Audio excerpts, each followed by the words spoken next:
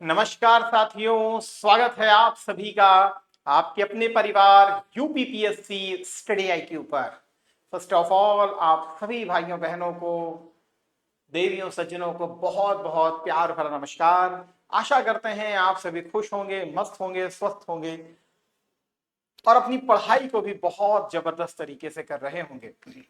चलिए आज के सेशन को आप सभी भाई बंधुओं के साथ स्टार्ट करते हैं मेरे साथ, जिसमें हम देखेंगे कुछ चुनिंदा प्रश्न जो आपके एग्जामिनेशन के दृष्टिकोण से काफी ज्यादा इंपॉर्टेंट होंगे और सभी नई प्रकृति के। तो चलिए स्टार्ट करते हैं आप सभी भाई बंधुओं के साथ आज के सेशन को। तो let's begin with me that today session. अच्छा, आप सभी से एक विनम्र निवेदन है, ये आपका ये मेरा टेलीग्राम चैनल है। अगर आप नहीं ज्वाइन किए हो तो अवश्य ज्वाइन कीजिएगा। बहुत सारा कंटेंट मैं यहाँ पर भी आपको शेयर करता हूँ एग्जामिनेशन से संबंधित। थोड़ा सा हैंग हो गया है, 1 मिनट। एग्जामिनेशन से संबंधित यदि आपको कोई भी प्रॉब्लम आती है तो आप मेरे इस नंबर पर भी मुझे कनेक्ट कर सकते हैं, मुझसे वार्ता कर सकते हैं, लेकिन व्हाट्सएप पे मैसेज अवश्य पहले कीजिए, ठीक है ना? क्योंकि बहुत सारी क्लासेस में बिजी रहते हैं तो आपका फोन पिक करना कभी संभव नहीं हो पाता है, तो आप व्हाट्सएप पे मैसेज अवश्य कर सकते हैं। किसी बैच रिगार्डिंग भी अगर आपको कोई जानकारी की नीड हो या कोई लेना हो तो भी आप मुझे यहाँ पर लिख करके बता सकते हैं कि कौन से बैच की आपको रिक्वायरमेंट है। UPPCS, RO, BEO, test series, जो भी आपकी सदिच्छा रहे। चलिए आज के पहले क्वेश्चन की तरफ चलते हैं आपके साथ। प्लीज बताने का प्रयास कीजिएगा। Consider the following statement regarding the ryotwari व्यवस्था। रैयतवाड़ी व्यवस्था के संबंध में निम्नलिखित कथनों पर जरा आप सभी भाई बंधु विचार करें। लिखा है the system was first tried on a small scale in the Baramahal district of Madras presidency by captain Alexander Read. Second लिखा है under the ryotwari settlement the primary revenue collector was the local zamindar who collected rent directly from the peasant cultivator. रैयतवाड़ी बंदोबस्त के तहत प्राथमिक राजस्व संग्राहक स्थानीय जमींदार था जो किसान काश्तकारों से सीधे लगान वसूल करता था। Which of the statement given above is और आर करेक्ट। उपयुक्त में से कौन से कथन आपको सही लगते हैं? केवल एक, केवल दो, दोनों सही, दोनों गलत? क्या लगता है answer? What would be the answer? बिल्कुल, आशा करते हैं आपने इसके आंसर को अवश्य दिया होगा और बिल्कुल सही दिया होगा। अच्छा क्वेश्चन था।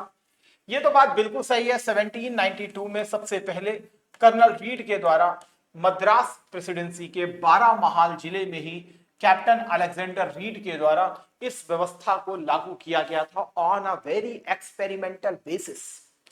दक्षिण भारत में वैसे भी मिडिल क्लास का थोड़ा सा अभाव था, मीडिएटर क्लास का स्पेशली अभाव था, तो जमींदारों की इसमें अनुपस्थिति थी। जैसे एक सशक्त जमींदार वर्ग उपस्थित था आपके बंगाल, इस अवध, इस वाले रीजन में, वैसे ही दक्षिण भारत में इसका हमें अभाव देखने के लिए मिलता है। इसीलिए और परमानेंट लैंड रेवेन्यू सिस्टम का भी एक बड़ा प्रभाव था, है ना? तो वैसे तो अभी परमानेंट लैंड रेवेन्यू सिस्टम लागू भी नहीं है, तो इनको दक्षिण भारत में इस समय जो है वो एक सशक्त वर्ग का अभाव था। इसी कारण इन्होंने स्थानीय जमींदार के साथ इसमें लैंड रेवेन्यू सेटलमेंट नहीं किया था, बल्कि डायरेक्टली जो किसान हुआ करता था उसके साथ लैंड रेवेन्यू को यहां पर सेटल किया था।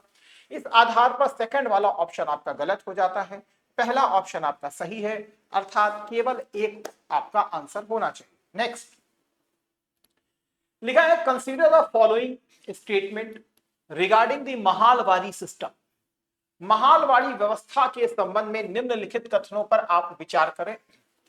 पहला लिखा है Holt Mackenzie is widely regarded as the chief architect of mahalwari system introduce under regulation 5th of 1822। Holt Mackenzie को 1822 के विनियमन 5 के तहत शुरू की गई महालवाड़ी व्यवस्था का मुख्य वास्तुकार माना जाता है। सेकंड लिखा है the revenue settlement was made individually with each peasants with in the village, completely ignoring the village headman और कम्युनिटी रिप्रेजेंटेटिव्स। राजस्व बंदोबस्त गांव के प्रत्येक किसान के साथ व्यक्तिगत रूप से किया गया था, जिसमें गांव के मुखिया या सामुदायिक प्रतिनिधि की पूरी तरह से अनदेखी की गई थी। क्या लगता है उपयुक्त में से कौन सा कथन आपको गलत देखने के लिए मिल रहा है, कौन सा इनकरेक्ट है? केवल एक, केवल दो, दोनों, या दोनों ही गलत, दोनों ही सही है? क्या लगता है?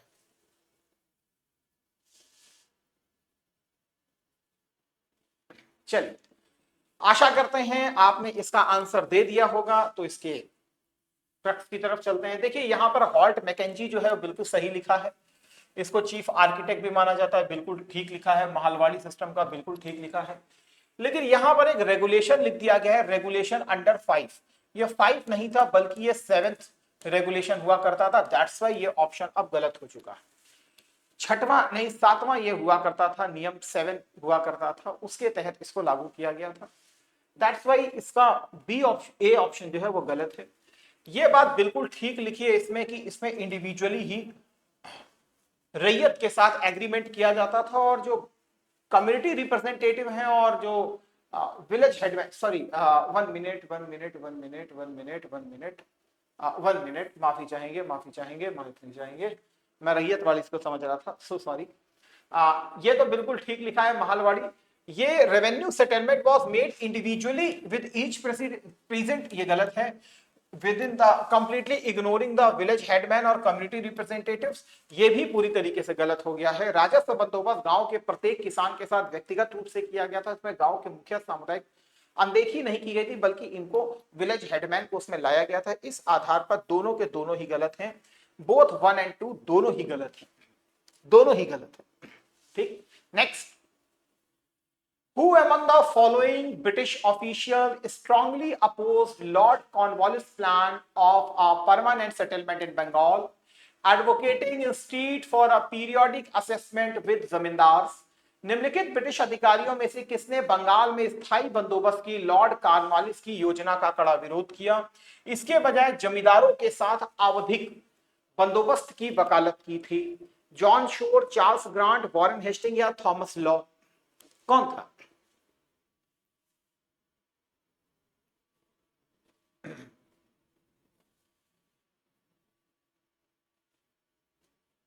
क्या लगता है?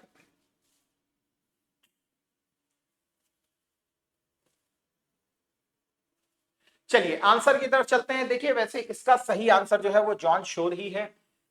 वेट, जॉन शोर ही था जिसने रिकमेंड किया था किसके बारे में, आपके जमींदार को, कि जमींदार को क्या होना चाहिए, लैंड ओनर होना चाहिए, लैंड ओनर होना चाहिए। कॉर्नवालिस ने इस बात को एक्सेप्ट किया था, लेकिन जॉन शोर का यह कहना था कि आप इसके साथ जो एग्रीमेंट कीजिए वो पीरियोडिक लेवल पर कीजिए, पीरियोडिक लेवल पर कीजिए। क्यों? क्योंकि हमको नहीं पता है कि लैंड कितना प्रोडक्शन करेगी और आगे चल करके लैंड में किस प्रकार से इंक्रीमेंट होगा। तो इसको परमानेंट मत बनाइए, इसको पीरियोडिक रहने दीजिए आप। इससे दोनों के लिए विन विन सिचुएशन क्रिएट होगी, खासकर ब्रिटिशर्स के लिए तो खासकर। क्यों? क्योंकि इससे आगे होने वाली जो बढ़ोतरी है वो हमारे लिए सिक्योर हो जाएगी। लेकिन कॉर्नवालिस परमानेंट चाहता था चीजों को करना, और ये चाहता था इसलिए क्योंकि भूमि का पूरी तरीके से क्या हुआ था, लैंड सर्वे नहीं हुआ था। ना भूमि का लैंड सर्वे हुआ था, ना हमें भूमि की क्वालिटी पता है, तो आप क्यों इनके साथ परमानेंट सेटलमेंट कर रहे हैं? पीरियोडिक लेवल पर कीजिए। लेकिन फिर भी कॉर्नवालिस ने इसको किया था, इसीलिए जॉन शोर ही था जिसने इस बात का विरोध किया था कि आप परमानेंट मत कीजिए बल्कि इसको पीरियोडिक करने का प्रयास कीजिए। ठीक है ना? नेक्स्ट। लेकिन निम्नलिखित कथनों पर विचार करें ब्रिटिश भूराजस्व प्रणालियों के क्षेत्र एवं भौगोलिक विस्तार के संबंध में। पहला लिखा है the ryotwari system covered the largest percentage of agriculture land in British India, approx 51%. Ryotwari व्यवस्था ने ब्रिटिश भारत में कृषि भूमि के सबसे बड़े प्रतिशत को कवर किया था। ओके, लिखा था permanent settlement was implemented across British India except Bengal, Bihar, Orissa. स्थायी बंदोबस्त को बंगाल, बिहार और उड़ीसा को छोड़कर पूरे ब्रिटिश भारत में लागू किया गया। इनमें से कौन से कथन आपको सही देखने के लिए मिल रहे हैं? कौन सा कथन इसमें आपका सही है? केवल एक, केवल दो, दोनों ही कथन सही हैं या दोनों ही कथन आपको गलत दिखाई पड़ रहे हैं? क्या लगता है आंसर?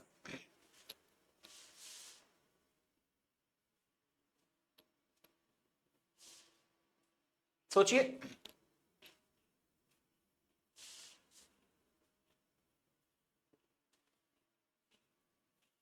चलिए, आशा करते हैं आपने आंसर दे दिया होगा। देखिए, ये बात तो बिल्कुल सही है कि रैयतवादी व्यवस्था जो है वो लार्जेस्ट परसेंटेज रखती थी, 51% इसका हुआ करता था। परमानेंट सेटलमेंट का लगभग 19% हुआ करता था। और जो आपकी महालवाड़ी व्यवस्था है उसका लगभग 29-30% तक मानते थे हम लोग, है ना। लगभग 29-30%, 30% कर लो, 29 से 30% इसको मानते थे। और 29% वैसे लिखा हुआ है, ठीक है। 29 तक रखते हैं, 51 फिर वो हो जाएगा, 51 और फिर 29 और 19 इनका हो जाएगा, ठीक है। चलिए 29 से 30% ही कर लेते हैं, ठीक। 30% तक ये हो जाएगा और 19% तक वो हो जाएगा, तो ये वाला लगभग सही है। और परमानेंट सेटलमेंट के लिए गलत दिखा है भाई। बंगाल, बिहार, उड़ीसा का प्राइम लैंड रेवेन्यू सिस्टम ये था, इस आधार पर इसमें करेक्ट पूछा गया था, तो ए ऑप्शन आपका बिल्कुल सही हो जाएगा। नेक्स्ट लिखा है, ब्रिटिश भारत का कौन सा क्षेत्र एकमात्र ऐसा क्षेत्र था जहां रैयतवाड़ी व्यवस्था को शुद्ध व्यक्तिगत स्वामित्व के बजाय गांव के स्वामित्व तत्व मोरावाड़ी के साथ लागू किया गया था, अर्थात इसमें महालवाड़ी के भी कुछ तत्व आ गए थे।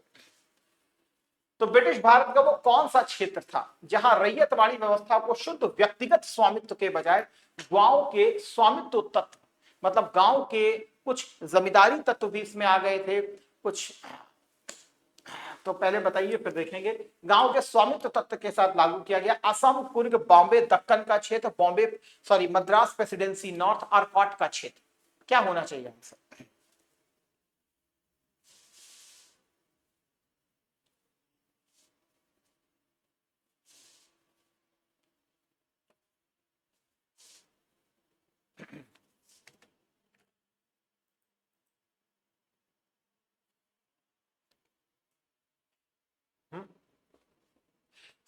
चलिए कोई नहीं, बॉम्बे दक्कन का क्षेत्र है, याद रखिएगा इस चीज में।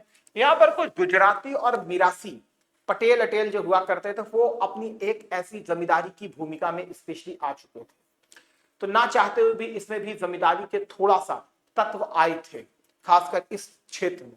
आगे जाके महालवाड़ी के कुछ तत्व हमको यहाँ पर देखने के लिए मिले थे, इसीलिए बॉम्बे दक्कन का क्षेत्र जो था इसका राइट आंसर होगा।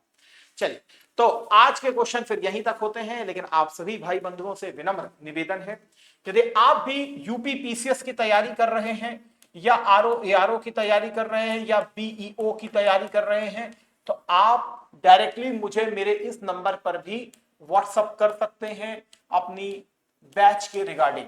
ये हमारा अभ्युदय बैच है, ये आरंभ बैच है, ये स्पेशली 25 अगस्त को हमारा बैच स्टार्ट हो रहा है, 25 अगस्त से, जहां मेरी एक बड़ी भूमिका आपके साथ रहेगी। जब भी बैच को खरीदिए फाउंडेशन को, तब हमेशा प्लैटिनम बैच को ही अवश्य खरीदिए, क्योंकि वहां पर आपको यूपी पीसीएस प्रीलिम्स का क्रैश कोर्स, आलेखन क्रैश कोर्स, इसके अलावा टेस्ट सीरीज, ये सब भी वहां पर निःशुल्क आपको प्राप्त हो जाती हैं 4 सालों की वैलिडिटी के साथ। यदि आप सब कुछ पढ़ चुके हैं, प्रीलिम्स आपके लिए बाधा बनता है, तो फिर आप प्रीलिम्स का क्रैश कोर्स में हमारे साथ जुड़ सकते हैं, या फिर आप हमारे मेंस के क्रैश कोर्स में हमारे साथ जुड़ सकते हैं। ये मेरा कोड है जिसका नाम है साइन लाइफ। साइन लाइफ को अवश्य यूज कीजिए, इससे आपको मैक्सिमम डिस्काउंट तो मिलेगा ही मिलेगा, एज अ मेरी पर्सनल मेंटरशिप भी आपको मेरी यहां पर प्राप्त होगी। इन्हीं शब्दों के साथ आज के सेशन को यही विराम देते हैं। Thank you. जय हिंद, जय Bharat, Vande Mataram, God bless you.